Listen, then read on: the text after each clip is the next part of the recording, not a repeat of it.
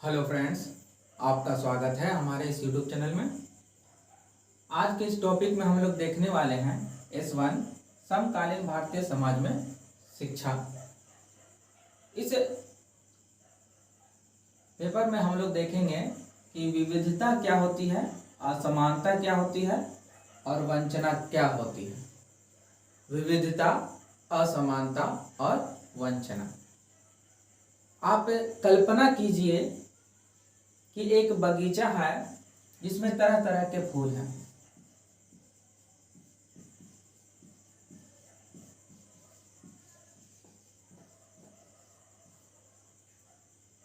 तरह तरह के फूल हैं। यह विविधता को दिखाता है।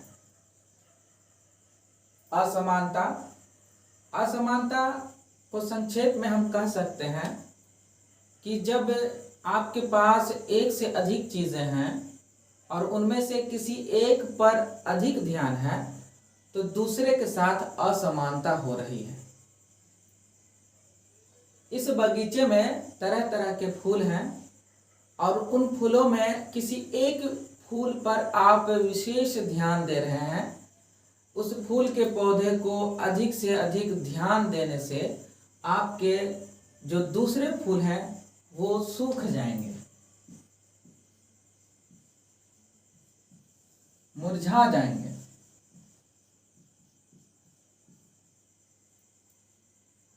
तो यह अन्य फूलों के लिए असमानता होगी।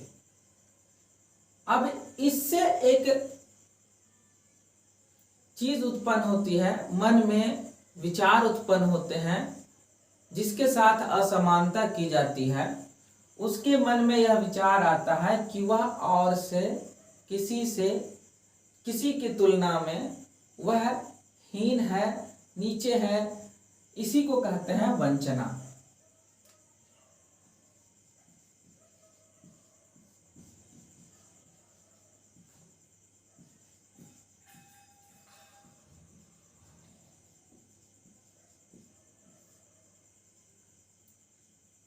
तो इस तरह से हमने देखा कि विविधता क्या होती है, असमानता कैसे हम करते हैं और वंचना किस प्रकार उत्पन्न होती है। हम आए दिन विद्यालय में असमानता कर लेते हैं, कर जाते हैं, जिससे बच्चों में वंचना उत्पन्न होती है।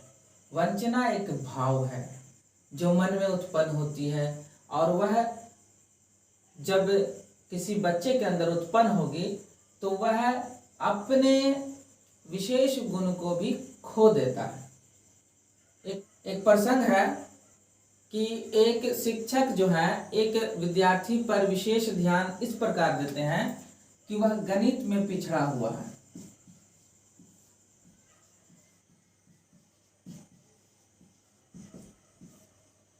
वह गणित में पिछड़ा हुआ है, इसीलिए वह शिक्षक जो है उस बच्चे को बहुत डांटते हैं और कहते हैं कि तुम किसी लायक नहीं हो।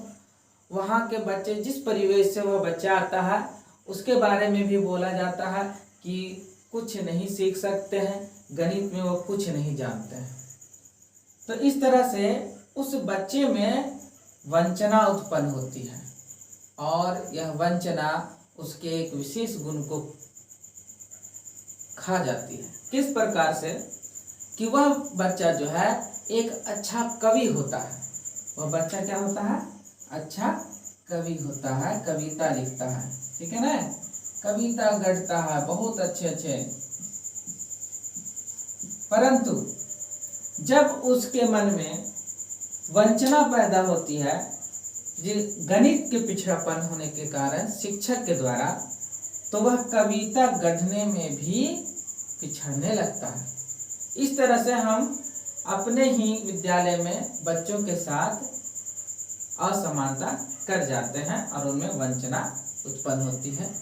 अब इससे कैसे निपटा जाए? इस प्रसंग में एक और शिक्षक होते हैं जो हिंदी के शिक्षक होते हैं और वह हिंदी के शिक्षक उस गणित शिक्षक से मिलते हैं और उस बच्चे की बात को बताते हैं। इससे पहले उस बच्चे की बातों को वो समझते हैं, बच्चे से बात करते हैं। जैसा कि हम जानते हैं कि बच्चों से बातचीत करना बहुत ही कारगर होता है। तो बच्चों से बातचीत करने पर, उस बच्चे से बातचीत करने पर यह पता चलता है कि शिक्षक जो है उनके गणित के कमजोर होने के कारण उन पर ताना देते हैं, जिससे उनमें वंचना उत्पन्न होती है। तो हिंदी के शिक्षक गणित के शिक्षक से मिलते हैं और उस बच्चे की कुछ कविताएं सुनाते हैं, और जिससे उस गणित के शिक्षक पर असर होता है और वह अपनी गलती का एहसास करते हैं और उस बच्चे से क्षमा मांगते हैं। अब देखिए, ये शिक्षक का गुण है कि जब कोई गलती हो तो उसे क्षमा मांग लेनी चाहिए, बच्चों से ही क्यों ना मांगना पड़े। तो इस तरह से वह बच्चा वंचना के भाव से बाहर आता है और फिर आगे बढ़ता है। तो ये तो है हमारा परिवेश में और हमारे समाज में जिस तरह से हम लोग इसे देखते हैं। आइए इसे हम टेक्निकली रूप से समझते हैं कि विविधता क्या है, असमानता क्या है और वंचना क्या है। आइए हम इन्हें किसी अन्य रूप में समझते हैं। विविधता को हमारे आसपास, समाज, परिवेश आदि में जैसे हम लोग देखते हैं विभिन्न प्रकार के जीव जंतु, यह विविधता है। पेड़ पौधे विभिन्न प्रकार के होते हैं, ये भी विविधता है। लोगों में, इंसानों में, जानवरों में विभिन्न तरह के रंग और रूप देखने को मिलता है, ये भी विविधता है। क्षमता, किसी में कार्य करने की क्षमता अच्छी होती है, किसी में कम होती है, इस तरह की भी विविधता होती है। या फिर कह सकते हैं कि कोई लकड़ी के सामान बनाने में महारत हासिल रखता है, कोई लोहे के सामान बनाने में महारत हासिल रखता है। तो ये क्षमता है। भाषा, तरह तरह के भाषा बोले जाते हैं। अब हम लोग हिंदी बोल सकते हैं, उर्दू बोल सकते हैं, इंग्लिश बोल सकते हैं, मगही बोल सकते हैं, मैथिली बोल सकते हैं। तो हमारे यहाँ ये सब भाषा है जो बोली जाती है, और बाकी तो हम लोग आसपास जैसे मनो से बोलते ही रहते हैं। वेशभूषा, तरह तरह के वेशभूषा देखने को मिलता है। हर तरह के समाज में अलग अलग वेशभूषाएं हैं। खान पान, हर तरह के खान पान देखने को मिलता है। पुलाव है, कहीं कहीं बिरयानी है, तो कहीं पूड़ी है, सब्जी है और तरकारी है।